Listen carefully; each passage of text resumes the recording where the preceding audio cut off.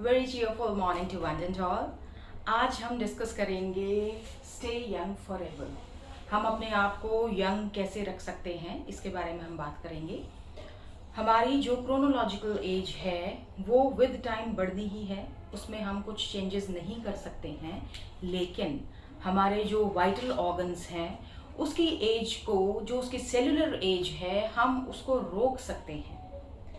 एक जो इंडिविजुअल है वो 25 इयर्स का है मान लीजिए, उसका अगर जो खान पान है अगर वो सही नहीं है तो उसकी जो सेल्यूलर एज है वाइटल ऑर्गन्स की वो 50 इयर्स भी हो सकती है। इसी तरीके से अगर हम एक 16 इयर्स का इंडिविजुअल देखें, उसके सेल्यूलर जो उसके जो वाइटल ऑर्गन्स हैं उसकी जो सेल्यूलर एज है वो 25 भी हो सकती है। ये हमारे हाथ में है कि हम अपने वाइटल ऑर्गन्स की जो सेल्यूलर एज है उसको हम कैसे रोकें, ये बिल्कुल हमारे हाथ में है।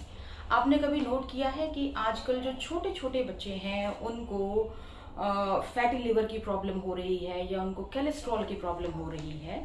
इसके पीछे रीज़न क्या है? Faulty food habits.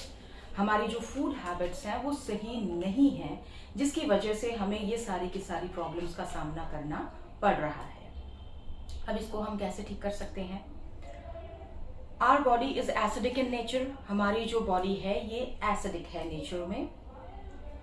हमें क्या करना चाहिए कि जो फूड आइटम्स हम खाते हैं, कुछ फूड आइटम्स एल्कलाइन होती हैं और कुछ फूड आइटम्स जो हैं वो एसिडिक इन नेचर होती हैं। तो जो एल्कलाइन फूड आइटम्स हैं उसका रेशियो कितना होना चाहिए? It should be 70%। हम जो फूड इनटेक हमारा है उसमें एल्कलाइन फूड आइटम्स जो हैं वो 70% होनी चाहिए। अब ये देखते हैं कि कौन कौन सी फूड आइटम्स हैं जो एल्कलाइन हैं इन नेचर। ये हैं ऑल फ्रूट्स एंड वेजिटेबल्स। जितने भी फ्रूट्स और वेजिटेबल्स हैं इनका जो नेचर है वो एल्कलाइन होता है। और जो सीड्स हैं जैसे पम्पकिन है, सनफ्लावर है, फ्लेक्स सीड्स हैं, मस्क मेलन के सीड्स हैं, ये जो सीड्स हैं ये भी एल्कलाइन हैं इन नेचर। और जो नट्स हम खाते हैं, जो ड्राई फ्रूट्स होते हैं, काजू, बादाम, पिस्ता वगैरह, अखरोट है, ये सारे के सारे भी एल्कलाइन होते हैं इन नेचर। लेग्यूम्स यानी कि दालें बहुत अच्छा सोर्स होता है प्रोटीन का और ये एल्कलाइन भी है इन नेचर। तो ये जो फूड आइटम्स हैं इनका जो रेशियो है हमारे डेली फूड इनटेक में वो 70% होना चाहिए, राइट? और जो फूड आइटम्स जो एसिडिक है नेचर में, इसका इनटेक कितना होना चाहिए? It shouldn't exceed more than 30%। 30% से ये ज़्यादा नहीं होना चाहिए। अब कौन कौन सी फूड आइटम्स हैं जो एसिडिक हैं in nature? These are dairy products, जैसे दूध, दही, मक्खन, पनीर, ये जो है एसिडिक हैं इन नेचर।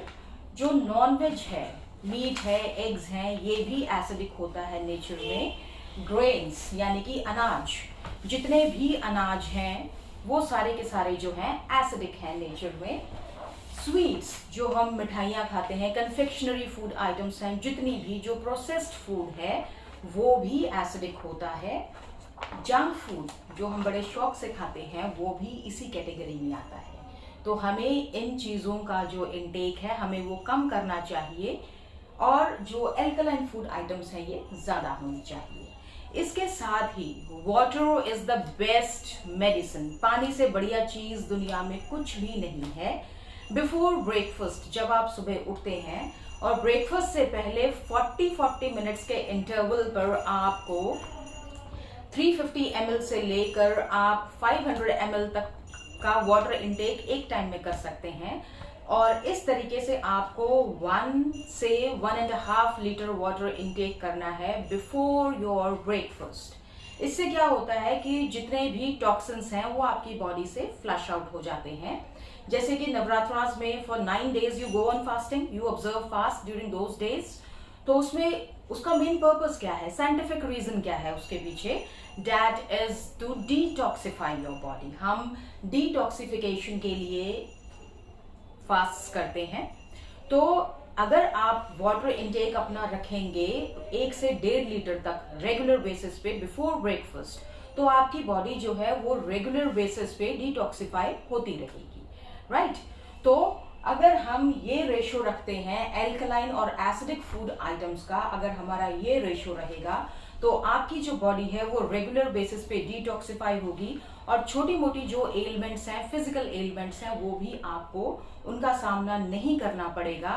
आपकी चाहे जो क्रोनोलॉजिकल एज है वो बढ़ती रहेगी, लेकिन जो आपके वाइटल ऑर्गन्स हैं उनकी जो सेलुलर एज है वो वहीं पर ही स्टिक हो जाएगी, वहीं पर ही वो कांस्टेंट रहेगी, आगे नहीं बढ़ेगी। So it totally depends upon you. Ball is in your court. What do you want? Right? So that's all for today. Stay healthy and stay happy. That's all for today. Thank you.